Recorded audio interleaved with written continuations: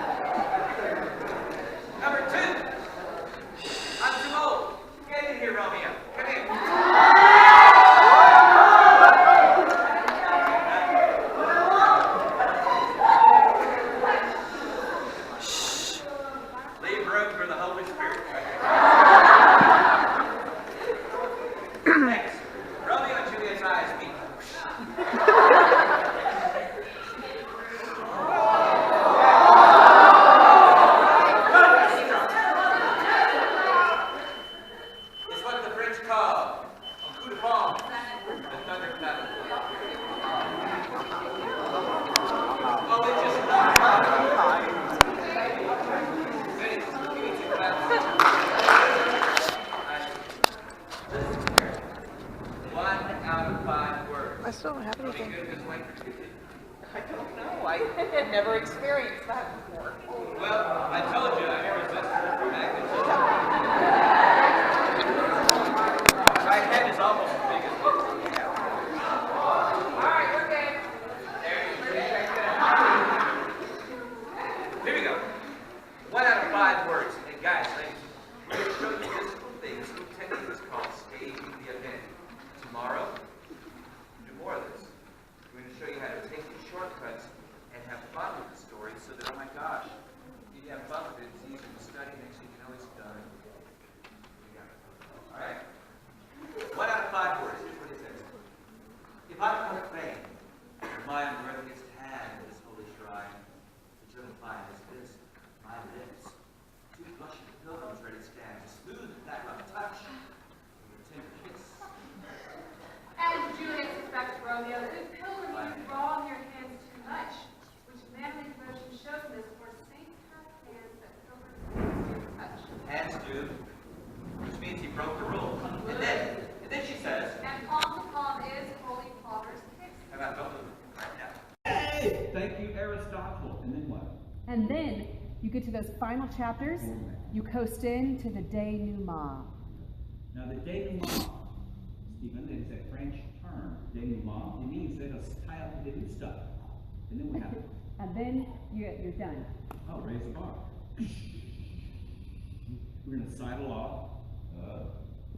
And then, remember, when you go to an amusement park, there's always some idiot had too much smoothie before the ride, right?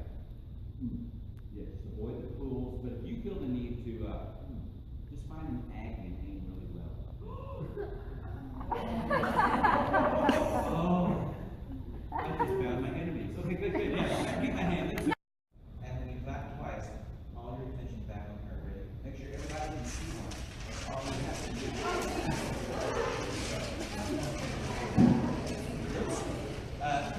Make sure everybody can see one. Okay.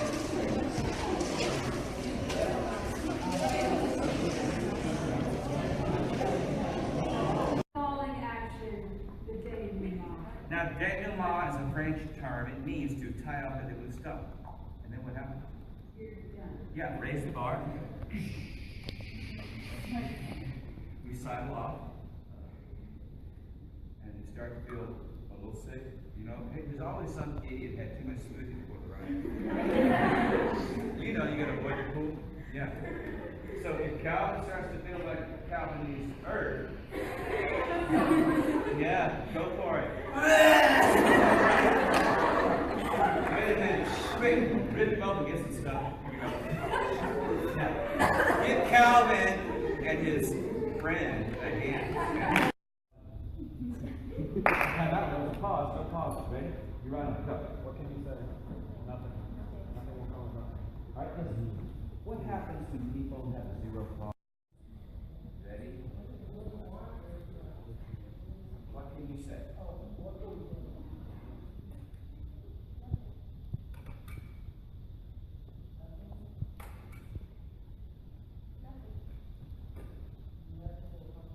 You see, I could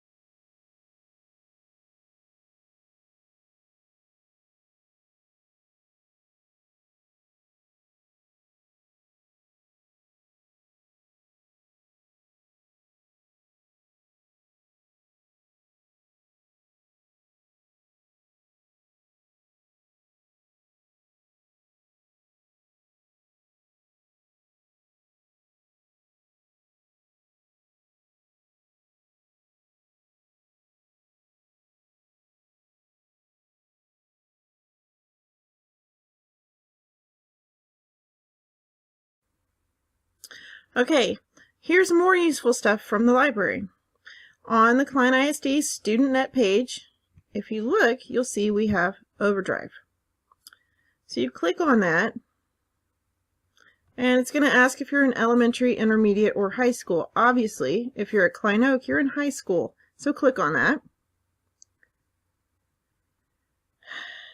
And it is going to ask for your library card number. So you put in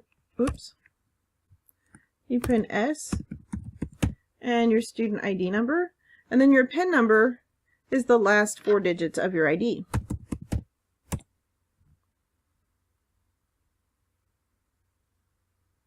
All right, once you are signed in, it's going to come up with various books. Right now, Tayshaws is a big deal, so Tayshaws is what's taking up the front page of the books. But you can just as easily go and look at collections, and they have most popular, and don't miss these, and read in your browser. And because Neil Schusterman just came to the high schools, you can check out some of his books. Or you can look at different subjects of books. Or different levels, but most likely you are going to look at subjects or collections. You can also search for a specific book. So let's see if they have Anna and the French Kiss, which was a great book, by the way. I highly recommend it. And there's 2 sequels. All right. Oh, look at that. We do have Anna and the French Kiss. So if I wanted to see what I could find out, I would look at the sample, and it's going to open up a browser window on my laptop that will allow me to read a sample chapter of the page. And you can click over here on the far right to turn pages to move forward, or you can click on the far left to go back.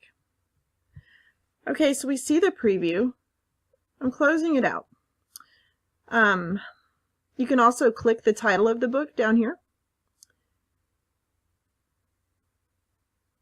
And as soon as it loads, it will give you a brief summary. It starts here, but you can also scroll down here and get the summary or description. You can also see some blurbs from other people who've read it. It will tell you some of the awards. You have an option of looking at excerpts. It tells about the chapters and more about the publication information. You can also, from here, borrow the book. You as a student are allowed I believe, 3 checkouts. And you'll notice this book has 1 copy available, and there's 1 total. So you can click on borrow, and it says I have 2 of 3 checkouts remaining. You just go to checkouts. You have the option to read this in your browser. So you click that, and just like before when we were looking at the sample, the pages show up on your book on your screen, and you just click to move forward. You can actually check this out. Let's say we wanted to go to chapter 3. You could click on chapter 3, and oh my gosh, there you are. So this is pretty handy. You get the books for a 2-week checkout period. And if you don't turn it back in yourself, it will automatically check the book back in, and you would have to recheck it out. If you're not finished in the 2-week period, you can re-borrow it as long as there's not someone else in line for the book. So Overdrive, it's a beautiful thing. Use it.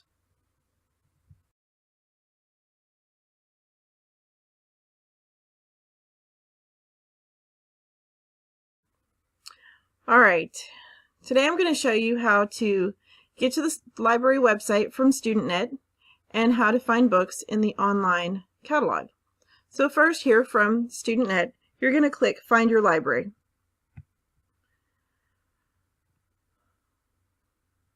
On this page, it shows every school in the district. So you just scroll down till you find your school, click on it. Go over here to the left where it says Library Catalog. And then you're going to choose this first search box. We're going to go with a nonfiction book just because fiction's easy. You look up a fiction book, find out if it's checked in or not, and then you go to the fiction section, check it alphabetically. Piece of cake. There's a little bit more to it if you're checking out nonfiction. So let's do one over the Titanic.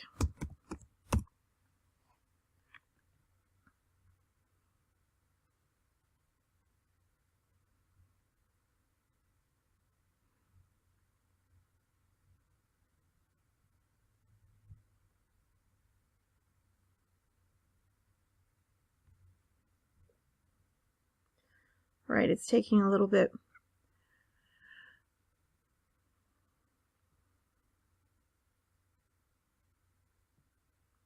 Okay. So it says we have 48 in the school library in the catalog. And if you scroll down, you see all of the book titles are in blue, bolded blue. It typically tells you how many are available in the library. It tells you whether it's downloadable or not. We have 4 pages. So I'm going to scroll up here to this top one. Titanic, the tragedy that shook the world 1 century later. So I'm going to click on the title. It shows you a picture of what the book looks like, gives you a brief summary, tells you the format, in this case it's a book, publisher, number of pages, the ISBN number. It also gives you an opportunity to look at reviews.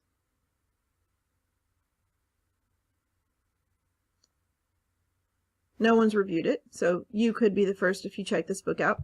And you can look at all copies. When you click on all copies, it tells you what kind of book it is. It says it's in the nonfiction collection. It gives you the shelf location.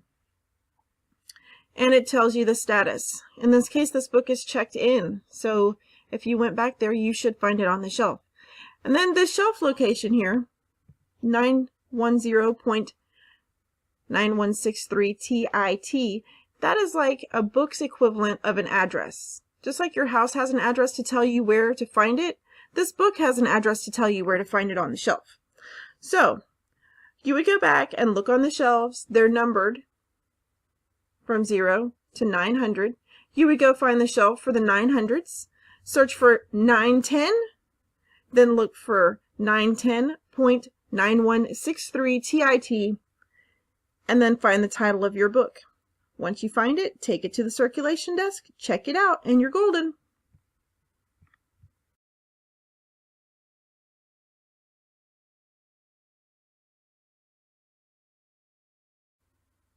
Okay, one more helpful library-related screencast for you to enjoy. Here we are back at the Klein ISD StudentNet, and we're going to go to Find Your Library. And we are going to scroll until we get to our school. And we will click on Klein Oak Panthers. This time I'm going to show you some of our online databases because they are super helpful and kind of amazing. Alright, the one that you will most likely use at least once, if not multiple times while you're here at Klein Oak, is the Student Resources in Context. It's a Gale source and it has so much information. One great thing about using our school databases is that the information's reliable and it's right here at your fingertips. You can type in virtually any topic and it's going to give you information. Like just now, I typed in Titanic, and just that comes up in the search bar.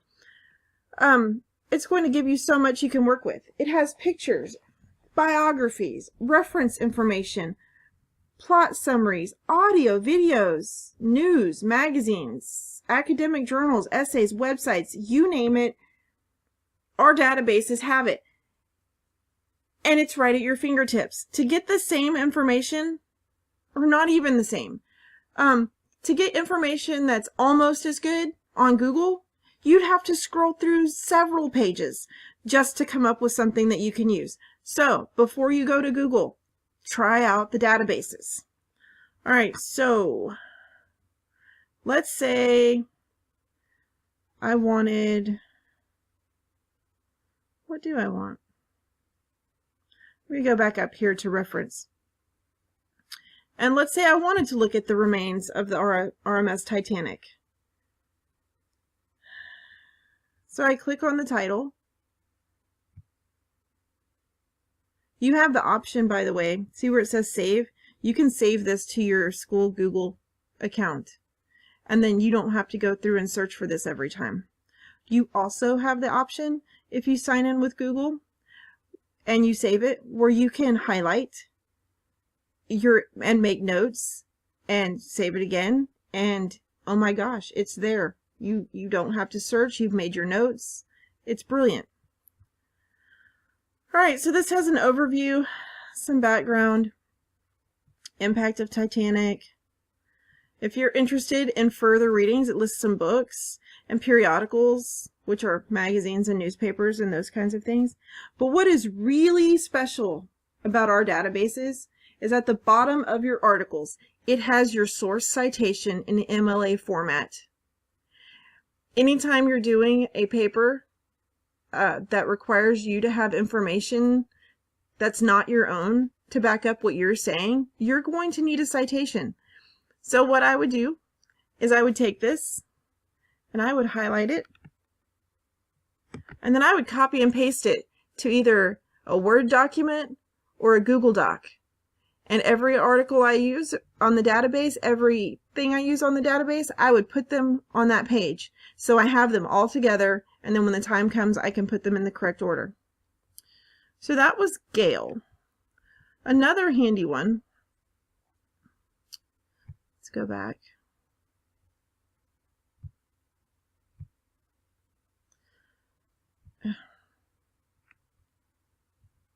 Another handy one is ABC Clio. You're in history pretty much every year. And so sometimes you'll have to do history related research. ABC Clio is all about history. History, geography, anything related to those two things. So you sign in. Everything is always Klein Oak HS. And then the password is Panthers, all lowercase. Sometimes it will ask for both. Sometimes it will just ask for the password. All right. So Notice it has databases for American government, American history, world geography, world history, the ancient and medieval eras, and world history, the modern era. And you have the option to choose from any of those databases. But just to be thorough, let's choose all databases. And I am going to search for one of my favorite people in all of history, Anne Boleyn. Let's see what comes up. Okay, so it shows that in geography, there's 2 results. In world history, ancient and medieval eras, there's 3. And in world history, the modern era, there's 57. So let us check, just because I would have put it with ancient and medieval, but let's see what it has in the modern era, because I'm curious. So you click on World History, the Modern Era, and oh look, it's asking for our information again.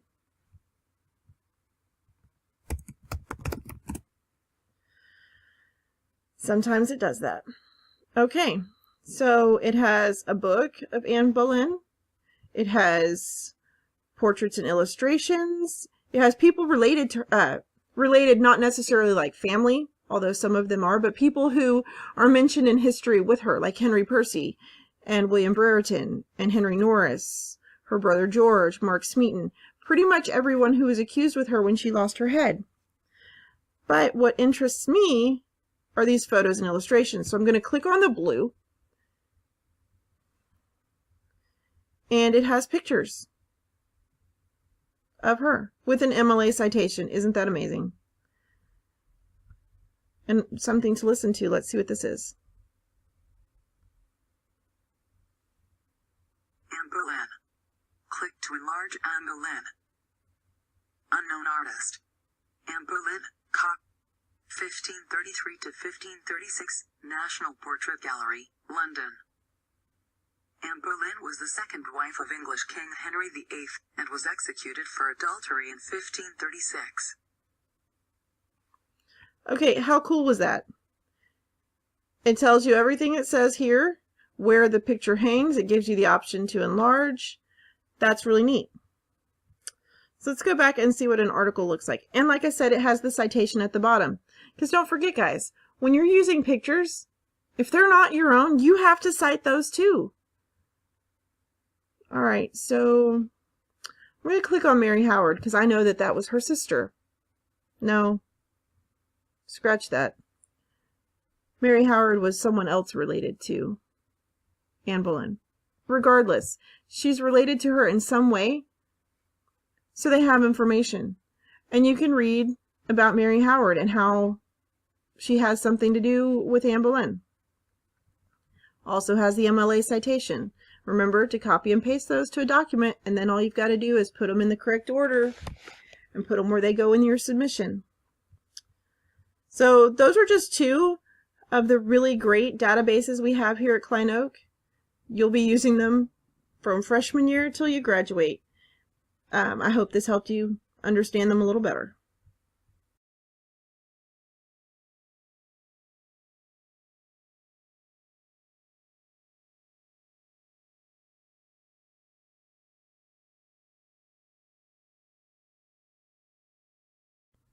Okay, today you guys are doing a book speed dating of nonfiction books.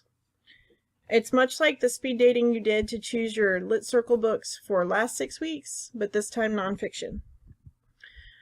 I'm going to give you the summaries of several books. As you read the summaries, look at the book speed dating sheet on Blackboard.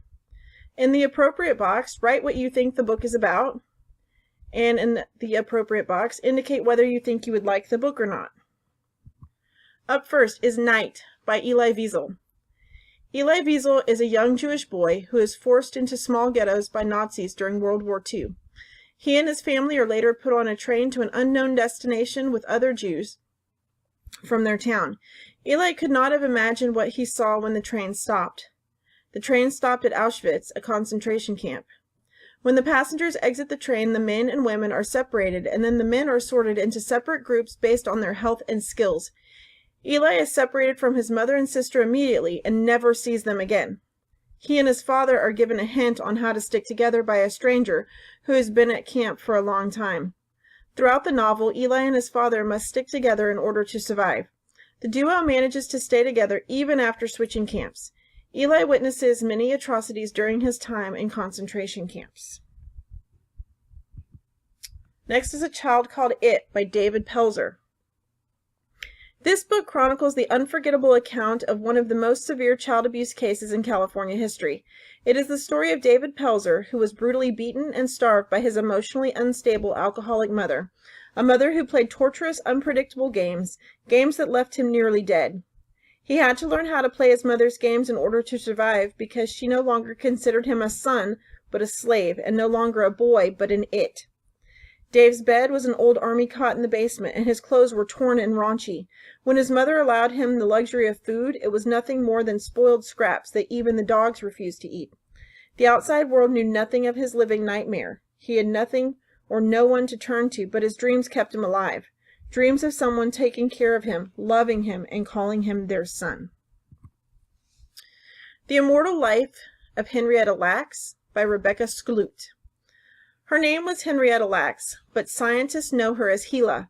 She was a poor black tobacco farmer whose cells, taken without her knowledge in 1941, became one of the most important tools in medicine, vital for developing the polio vaccine, cloning, gene mapping, and more. Henrietta's cells have been bought and sold by the billions, yet she remains virtually unknown, and her family can't afford health insurance. This phenomenal New York Times bestseller tells a riveting story of the collision between ethics, race, and medicine, of scientific discovery and faith healing, and of a daughter consumed with questions about the mother she never knew. Bomb by Steve Sheinkin. In December of 1938, a chemist in a German laboratory made a shocking discovery. When placed next to a radioactive material, a uranium atom split in two. That simple discovery launched a scientific race that spanned 3 continents. In Great Britain and the United States, Soviet spies worked their way into the scientific community. In Norway, a commando force slipped behind enemy lines to attack German heavy water manufacturing. And deep in the desert, one brilliant group of scientists was hidden away at a remote site at Los Alamos. This is the story of the plotting, the risk-taking, the deceit, and the genius that created the world's most formidable weapon. This is the story of the atomic bomb. Fast Food Nation by Eric Schlosser. Fast food has hastened the mailing of our landscape, widened the chasm between rich and poor, fueled an epidemic of obesity, and propelled American cultural imperialism abroad. That's a lengthy list of charges, but Eric Schlosser makes them stick with an artful mix of first-rate reportage, wry wit, and careful reasoning. Schlosser's myth-shattering survey stretches from California subdivisions, where the business was born, to the industrial corridor along the New Jersey Turnpike, where many of fast food's flavors are concocted. Along the way, he unearths a trove of fascinating, unsettling truths, from the unholy alliance between fast food and Hollywood to the seismic changes the industry has wrought in food production, popular culture, and even real estate. An avalanche of facts and observations, a fine piece of muckraking, alarming without being an alarmist. Schlosser makes it hard to go on eating fast food in blissful ignorance. Hidden Like Anne Frank by Marcel Prinz. Jap Sitters was only 8 years old when his mother cut the yellow stars off his clothes and sent him, alone, on a 15-mile walk to hide with relatives. It was a terrifying night, one he would never forget. Before the end of the war, he would hide in the secret rooms and behind walls. He would suffer from hunger, sickness, and the looming threat of Nazi raids, but he would live. This is just one of the true stories told in Hidden Like Anne Frank, a collection of eye-opening first-person accounts that share the experience of going into hiding to escape the Holocaust. Some were just toddlers when they were hidden. Some were teenagers. Some hid with neighbors or family, while many were with complete strangers, but all know the pain of losing their homes, their families, even their own names. They describe the secret network that kept them safe, and they share the coincidences and close calls that made all the difference. Now that you've read the summaries, decide which book you want to read most and put a 1 in the box. Decide which book you like least and put a 6 in the box. Rate the remainder of the books in order from best to worst, or 2 through 5, in the boxes. Use each number only once. Just because you rate a book a 1 doesn't necessarily mean you will get to read that book. Turn in your speed dating sheet to Blackboard before you leave today. And that's it.